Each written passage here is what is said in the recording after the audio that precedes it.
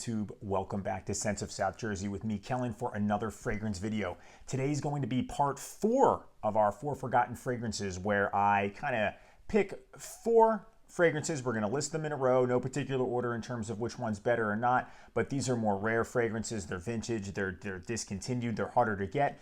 And, you know, they're forgotten in a sense. You know, people don't really talk about them that much, and I like to, shed some light on these. So we're going to jump into this list, and before we do that, I have something special for you guys. I'm going to do a first impression.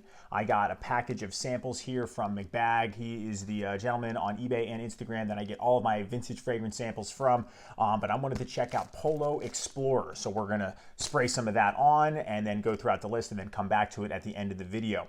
So before we get started with this list, I want to say if it is your first time here to the channel and you enjoy what you see, make sure to hit that subscribe button to support the channel. And if you have an Instagram, check out the Scents of South Jersey Instagram page for news and updates on the channel, and obviously photos of fragrances from my collection. Let's check out these fragrances. Okay, we can start with opening the package. Let's get this one open here. So they all come in these decants. Let's see if we got another one in there. Usually there's always 4.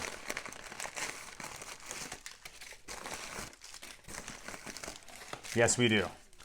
So what I'm going to do is open these up and I'm going to find Polo Explorer. I'll be right back.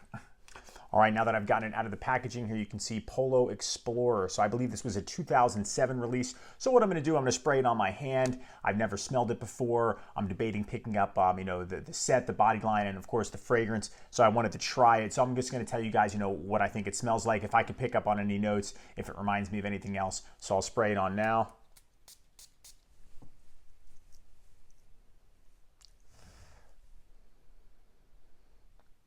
It's kind of like a sweet, woody fragrance. I can't think of anything that it reminds me of as of yet. It's nice, it's masculine, but it's definitely not anything like the green, tobacco moss bomb that is Polo for men. It's interesting. It's pretty nice so far. So definitely like a woody fragrance, slight sweetness, a little bit of citrus that I can pick up on, at least I think. So we'll let that one sit on my hand for a while, and we'll go into the list of the fragrances that I really wanted to talk about today. So and then we'll check back in with Polo Explorer. So let's take a look at the first one. All right, guys. So the first fragrance on 4 Forgotten Fragrances Part 4 is from the house of Paco Rabanne. It is a 2002 release. It is Paco Rabanne Pour Homme Eau.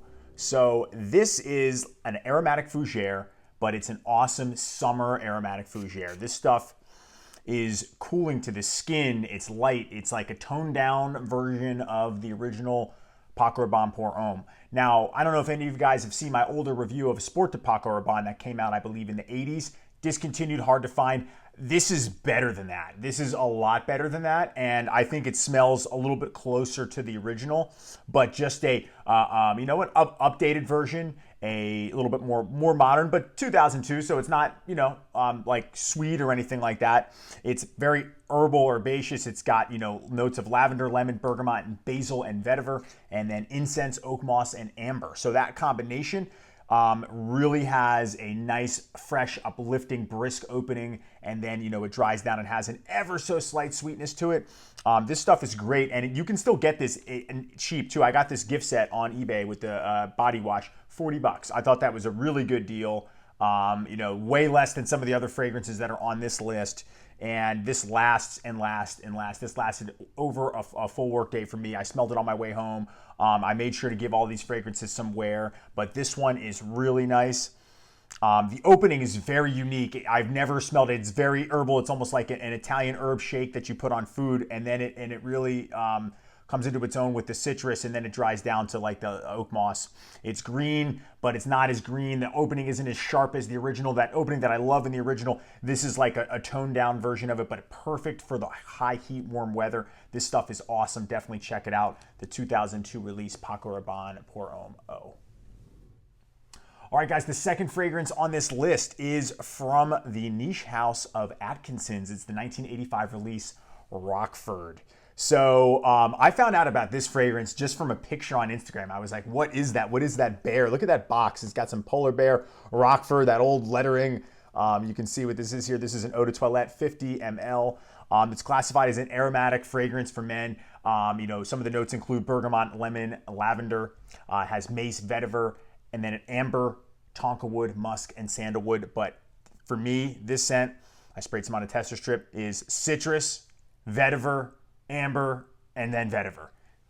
It's so unique. It's so long lasting and has this light, smoky, fresh vetiver and citrus combo. This stuff is awesome. Extremely masculine. And you can still get this. That Canadian website is where I got it, La Parfumeur.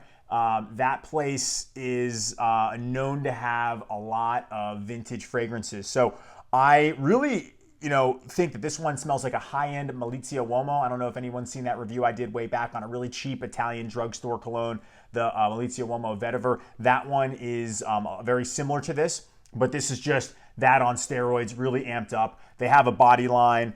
They have a deodorant spray here you can see, and that's an aerosol. It's not a natural spray. They also have an aftershave. You can check that out there, Rockford. And then they have a deodorant stick. So you can see there it says refreshing deodorant stick. I was so damn refreshed when I put this on.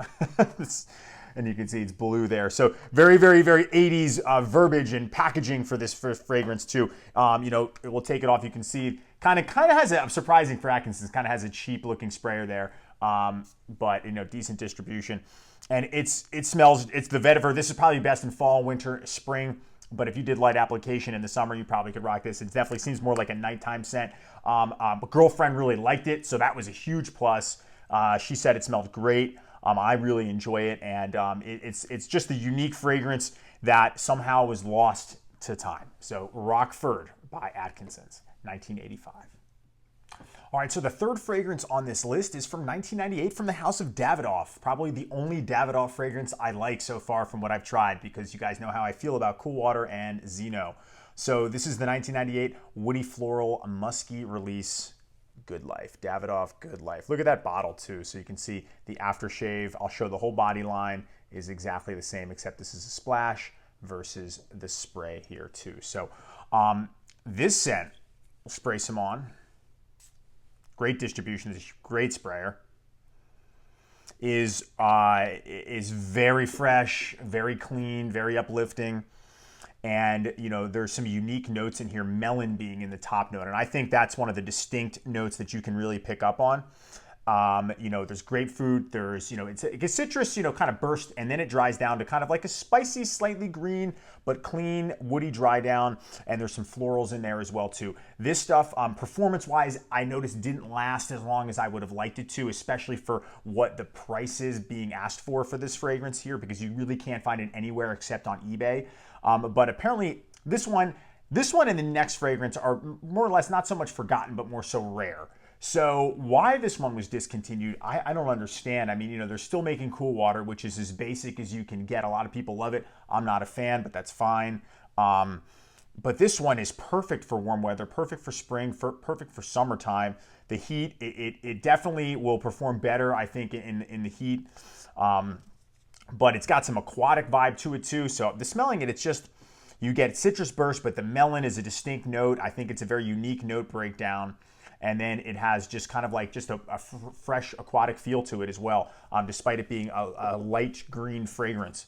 It's different from anything else that I've smelled from Davidoff for sure. I know they have, a ton of flankers and a bunch of other random fragrances, most of which I haven't tried. I've only tried the two really I mentioned, and then this. But this is definitely crowd pleasing and a perfect, easy, casual scent. You could wear it in a social setting. You could wear this to the office. You could wear this. I would probably only wear this in a social setting, casual or, whatever. But because of how rare it is, I wouldn't make this a daily scent because I'm probably never going to have another bottle. I shaved today and I did use the aftershave. So that was the only fragrance I had on before I put on the Polo Explorer. So this is a really nice fragrance. I actually like this a lot. So I went ahead and tracked down some of the other products. Davidoff made a full body line for this, so they do have a shaving gel as well too. They made a soap as well. You can see the soap looks just like the bottle, which has got an interesting design here. Good life on the side, and the caps are really nice too. They say Davidoff there in that cursive writing. So some of the other things, of course, they have a deodorant. And then they have, if you're going to shave, and you shave a lot, you absolutely need an aftershave balm. and they have a shower gel as well too. Now, all of these came in bits and pieces of a gift set, so that's what you really got to track down if you're going to go after this fragrance. You have to get the gift set, because the gift set will have a lot of the items. This is where I got the shower gel and the aftershave and the fragrance. Because buying them piecemealing is just going to cost way too much. So I was able to find a good deal, and the rest of the Bodyline stuff really wasn't that expensive, so I said, what the hell. But the shower gel smells really nice, smells a lot like the fragrance. Unfortunately, I just noticed its performance isn't where I'd like to be. It's probably a 5-hour fragrance, but you know, it is what it is. It smells great, and that's common for a lot of freshies. Freshies tend to be shorter longevity, but they smell really nice. So that's the 1998 release from Davidoff. That is Good Life. All right, guys, the fourth and final fragrance on Forgotten Fragrance List, Part 4, is from the House of Yves Saint Laurent. It's from 1971. It is none other than Yves Saint Laurent Pour Homme. So this is the original Pour Homme, seen in the opening workout routine, morning routine for Patrick Bateman in American Psycho when he opens his cabinet. You can see it in there along with a lot of the other products for the fragrance. So this is a very old school gentleman fragrance. It's not nearly as rough as a lot of the 70s fragrances that I have. One that comes to mind is Bogart Signature, or just Bogart by Jacques Bogart. That one is a very rough, green, mossy fragrance. This one opens up, and it has instantaneous citrus and lavender, which is par for the course for that era. It has a ton of notes. Some of the middle notes, you know, it dries down into like a woody, slight floral, and then an earthy dry down. The dry down is really nice. I thought right off the top, it instantly reminded me of two fragrances, both of which I reviewed. One is Pour Monsieur by Chanel, the Eau de Parfum, and then one is a Moustache Eau de Toilette by Rochas. But then when it dries down, you realize that those two are much sweeter than this one. The citrus in the opening in this fragrance is very nice, but it doesn't go sweet at all. It actually dries down, tones down, and then the earthy notes come out, and it's very masculine. This stuff is really nice, but immediately it kind of reminds me of those lemon honey Hall's cough drops, and then it dries down to the earthy, woody dry down, muskiness in there, slight powdery, but it's a man scent for sure. Beautiful bottle, beautiful box. And for those of you that, speak to me offline on Instagram, you know that I did get the aftershave for this. I got an aftershave spray, and the juice for that is green. And I spent money on that one, man, and I had to return it. I did get a refund, no big deal, but it was sour. It smelled, you can tell instantly. Again, all sour fragrances smell exactly the same, but this one was stored in mint condition. It was sealed, and it's perfect too. Just take a look at that box. Look at the symbol, the detail here. I really like this one. It smells awesome.